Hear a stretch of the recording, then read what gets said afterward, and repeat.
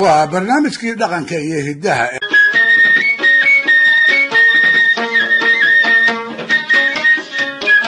dhagaystayaal maansayahanadii Soomaalidu waanadii ay u jeedin jireen dumarkii u dhaxay waxa ila qoto dheer gabay uu lahaa Saahid Qamaano qiimihiisa suugaaneed ka sokow kuwa badan oo ay isku ujeedo yihiin kaga duwan goorta la tiriyay goobta lagu tiriyay iyo muddada gabadha iyo isagu oori iyo say ay isu ahaayeen taasina dhawaan bay ku cadaan aan ilaahdo wuxuu ka meermeeraba waa dambe ayuu Saahid ku tashaday inuu guursado wuxuu kolba sangaha degmo ku hojiyaba marba oday magac dheer wuxuu tamadiyaba dhalaartii dambe ayay tala kaga ibabeeshay inuu doono bilicdeeda awgeed gabadha asli midabkirey uu u bixin doono gabaatigii buu hormariyay kadibna yaradkii buu soo tubay markaas buu in loo meehriyo gar u yeeshay maalin heble ayaa lagu ballamay haddii aan la waayin wadaadkii hebel ahaa oo dhowr maalmood ka hor meel heble inuu ku furay laysku waraystay lama waayina wadaadkii la hel labadii kuray ee loo diray iyo isagii oo wada socda ayaa fii dambe reerkii gabadha dhalay u soo hoyday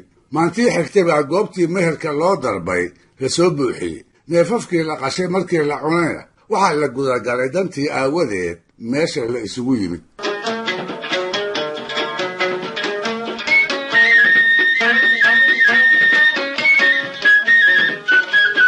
dhinac waxaa fadhiya wadaadkii gabadha aabbaheed iyo dhowr adeeradeeda dhinac kale waxaa ka muuqda Saahid iyo saddex ay hilba ahaayeenoo madasha u soo raacday dhinaca saddexaadna waxaa ka muuqda gabadha la meherin doono oo dumar kale dhexdooda fadhida la yaabna ma laha oo waa dhow ka hor gabadha la meherinayaa iyada ayaa nafteeda mas-uul ka ahayd cidina wakiil kama noqon jirine iyada ayaa wadaadka iyo ninka guursanayaba intay soo hor fadhiisato sheegan jirtay meherka lagu guursanayaa waxa uu yahay iyo inta uu la eg yahay haddii ay wax tiro badan sheegato ninka guursanayaa wuu diidi jiray iyaduna wixii ay sheegatay ayay ku adkaysan jirtay wadaadka iyo xigtada kale ee goobta ku sugan ayaa dhexdhexaadin jiray meeshaba in lagu kala tago iyada oo qarka loo saaran yahay ayay gabadha xoolihii hore ee ay ku dheganayd wax ka yar ku raaliyi jirtay kolkaas buu ninkuna ogolaan jiray dabadeedna hawlihii meherka intii ka dhimanayd ayuu wadaadku ebyi jiray ha yeeshee asli midabkirey maalintii uu Saahid guursanayay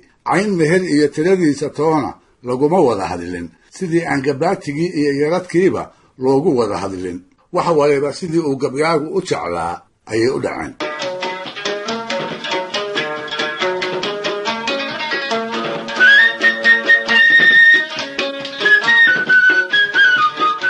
waase siday ahaan jirtay walaadkii ayaa damcay inanta hor fadhida ee haddeer uu meherinteeda ka faraxashay inuu waaniyo una sheego saygeeda cusub waxa kala gudboon iyo siyaaraha inay kula dhaqanto laga rabo arrintaas kolku u hog badayna Saahid baa ka dhex galayoo inta gacanta uga baaqay wixii uu maaganaaba ka joojiyey wuxuu ku yidhi sheekhow goobta hawshii wadaadnimo ee aad u timid ma dhammaysatay mase waxaa jira shareeco ahaan wax kuu qabyo ah oo meherka iyo guntamiddiisa kaaga harsan wadaadkii oo su'aasha ka yaaban ayaa yidhi maya eebba mahadi ha ka gaadhee hawshii meherku waa inoo idishahay waxaanse u hog baday wuxuun waana ah inaan gabadha ku idhaahdo kolkaas buu Saahid yidhi haddaba haddii ay sidaa tahay wadaadow adigu taadii gudataye aniga ii daa wixii waana ah oo gabadha lagu odhan lahaa isla goobtaas ayuu Saahid ka tiriyey gabayadiisa inta la hayo kuwa ugu culus inuu ka mid yahay gabayga loo haysto waa gabayga gabadhii haddeer meherku ugu dhacay uu ugu faahfaahiyey waxyaabihii uu jeclaa inay ku tilmaanaato iyo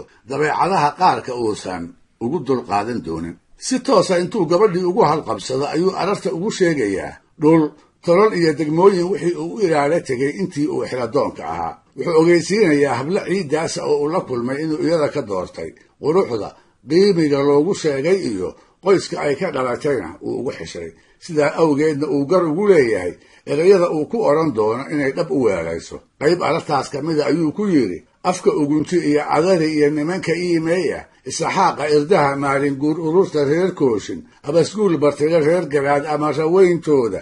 ooliga magaalooyinkiiyo ararta buuhoodle ilig iyo awaare iyo jeed iranka ceeldhiinle intaasoon ilaalada marshoon dumarka eegaayey asli midabkireeyay haddaan adiga kaa doortay oo aan anfiyey naaga kale odayna kuu raacay arday iyo sidii macallin baan kuu afbarayaaye naahoy aan alif kuu dhigee qaado orohdayda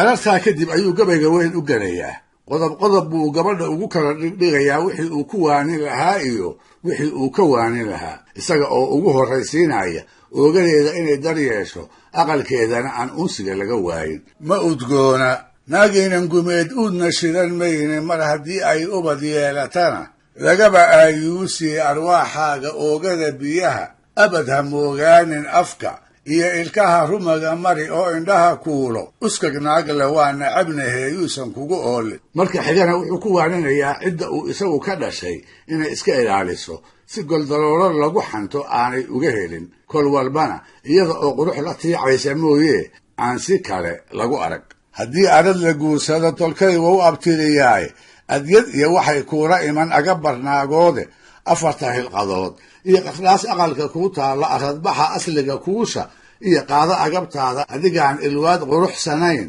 yaysan kuu imanin mar kale wuxuu kula dardaarmayaa isaga oo maqan martida reerka soo tamadisa oo inta soo haybsata magaciisa ku timaada inay ka haqabtirto wixii dheef ah oo ay hayso ceeb aanu isagu garabsanna aanay u soo jeedin wuxuu kaloo kula dardaarmayaa dumarka iyo waayeelka ay isaga xigtada dhow yihiin inay u roonaato ducadoodana ay gurubsato haddana wuxuu ku waaninayaa waa u dumaashiyaale ilma adeeradiis inay ka xishooto oo marnaba iyada oo qaylinaysa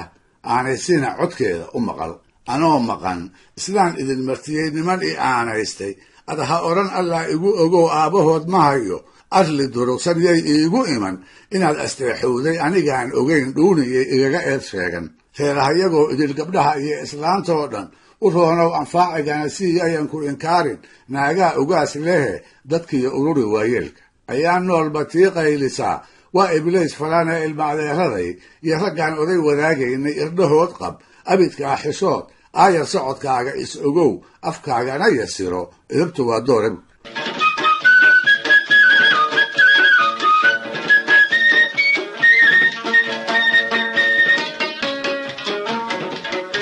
wuxuu haddana kula dardaarmayaa aqalkeeda inay dar yeesho oo gudaha iyo dibaddaba ay ka hufto ilaa xilka ay u astaysaana uu ahaado midaan isaga uun la ekayne mudanihii kolba soo martiyaa uu la fadhiisan karo aqalkiiyo ardaaga iyo udbaha ararta qoyskaaga aqlab iyo awaara isku baxay sida tangeel oodi yuu kaa ahaanina kurtiyaha isku awdinaado isku irikib awdow anshixi ilaa xilkaan jiifo hana igu itaaline ka yeel meel ergada deeqda intaas kolkuu ogeysiiyo ayuu ugu dambaysiinayaa qodob digniin iyo dardaar welinba xambaarsan oo ah say iyo ooridii inaanay in badan isu noqon doonin haddii talooyinkiisa ay dhagaha ka furaysato dulucduna waa inuu furi doono wuxuu yidhi intaasoon afeefaan hadlay oo waana kuu iriye hadduu eebbahay kugu anfici waa kitaab idile haddii aadan aqbalin xaajadaa lagu ogeysiiyey nin kaloo ilaah kuu idmaba kala awaarayn wakhtiga barnaamijka oo kooban dartiis ararta iyo gabayga weyn toona idiinma dhammaystirin yeelkeede taariikhda bulshada soomaalida gaar ahaan midda qoyska ruuxii ay dani ka haysaa waa gabay uu malahayga ka ogaan karo saahid iyo raggii la xilliga ahaa haweenkooda midii ay oorida wanaagsan u yiqiineen dhegaystayaal barnaamijka dhaqanka iyo hidduhu maanta halkaa inoo jooga waa ina toddobaadka soo aadan iyo ku lamid ah hadduu eebba idmo